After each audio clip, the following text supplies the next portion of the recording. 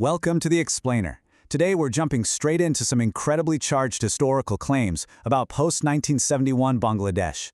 We're pulling all our information directly from a curated set of sources. This includes historical texts, audiobooks by figures like Major Dilim, and contemporary journalistic commentary. Now, to be absolutely clear, our goal here isn't to take a side. Instead, we're going to methodically unpack how these specific sources define and criticize the ideology known as Mujibism, framing it as a system of extreme, uncompromising state control. To make sense of all this, we're going to follow a really clear path. We'll start by defining Mujibism, look at the state machinery of control, dive into famine and targeted killings, and finally explore the echoes in modern Bangladesh. Starting right off with Section 1, defining Mujibism, and examining how our sources define it as a political religion. So, our primary text completely rejects the idea that Mujibism was just your standard political philosophy. Instead, they defined it as an actual political religion, basically a cult. And the author argues this wasn't homegrown either. They claim it was a byproduct of foreign hegemony, specifically Indian dominance, designed to completely hollow out the nation's true sovereignty. To survive, the text asserts, this system demanded absolutely blind loyalty and even systemic blood sacrifices. According to the source, the psychological backbone of this alleged cult leaned on three main pillars. First up is propaganda, essentially creating these calculated myths to place the leader literally above the state, making him completely unquestionable. Second is fear. The text actually compares the state's methods to Mongolian war tactics, meant to paralyze society with this invisible constant dread, including institutions of forced disappearances, often conceptualized as the Anagar or House Emirs. And the third pillar is total subservience, basically bending all state machinery to serve foreign interests in Delhi, which the author says was meant to break the psychological spine of the people. Moving into Section 2, State Machinery of Control, focusing on Ra, the Muji Bahini, and the enforcement of fear.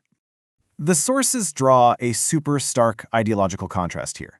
On one side, you've got the Mujib Bahini, which the texts provocatively label a monkey army or cult force. The claim is that they were driven entirely by personality worship. On the flip side, you have the genuine freedom fighters, who the sources say were fighting purely for national sovereignty and the actual aspirations of the people. Building on that, the audiobook excerpts from Major Dilim present a very specific historical narrative.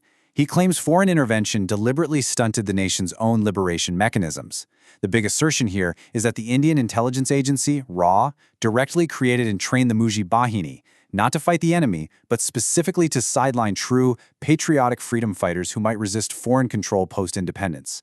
Dalim's accounts map out a pretty terrifying timeline of escalating political violence. On January 1, 1973, police openly fired on a student protest in Dhaka, killing students Modiul and Quadrul, which absolutely shocked the newly independent nation. Then, during the March 1973 elections, the sources allege massive vote rigging, enforced by the extreme intimidation of the Rakhi Bahini. The sources describe the Rakhi Bahini as a brutal tool of state terror, responsible for rampant atrocities. By August 1975, the claim is that this white terror resulted in the deaths of over 30,000 political opponents, journalists, and students. The takeaway from these sources is unmistakable. Dissent was met with lethal, state-sponsored force. Which brings us to Section 3, Famine and Targeted Killings, specifically looking at Suraj Sikder and the blood sacrifice of 1974. The sources bring up a few individual cases to illustrate this violence, but one really stands out, prompting a pretty dark question. Why exactly was prominent left-wing leader Suraj Sikder targeted?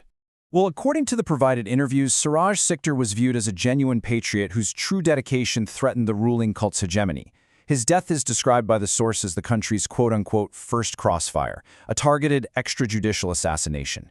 He was allegedly trapped through an infiltrated special branch agent named E.A. Chowdhury. But the broader, incredibly heavy allegation here is that eliminating figures like Sikder was part of a larger plot, kind of mirroring the intellectual killings of 1971, to leave Bangladesh a brainless nation, easily controlled by foreign powers.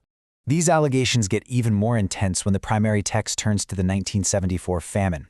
The author makes the severe claim that this catastrophic event, which caused a horrific loss of life, wasn't just a natural disaster or some administrative failure. They explicitly frame it as an artificial famine.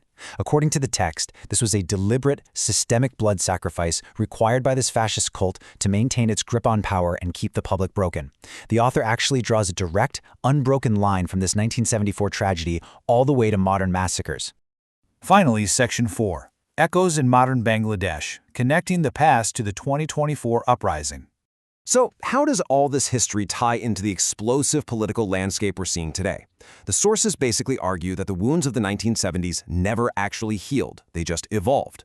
Drawing on commentary from journalist Mahbub Alam in our final source, the 2024 mass uprising is viewed fundamentally as a violent rejection of this inherited fascism.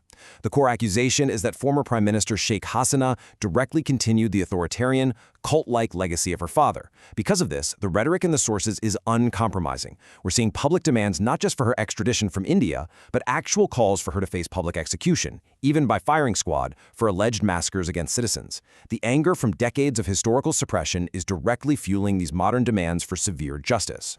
Which leaves us with a massive question to ponder. We've mapped out a highly controversial narrative, drawn directly from our sources today. A story of political cults, shadow armies, artificial famines, and extrajudicial killings. But the ultimate question remains. Will aggressively confronting these extreme historical allegations and demanding absolute retribution finally break a generational cycle of political fascism in Bangladesh, or will it just deepen the nation's already profound divides? It's a complex, highly sensitive issue, and understanding what the source material is claiming is the first step to making sense of it all. Thanks for joining me on this explainer, and keep asking the hard questions.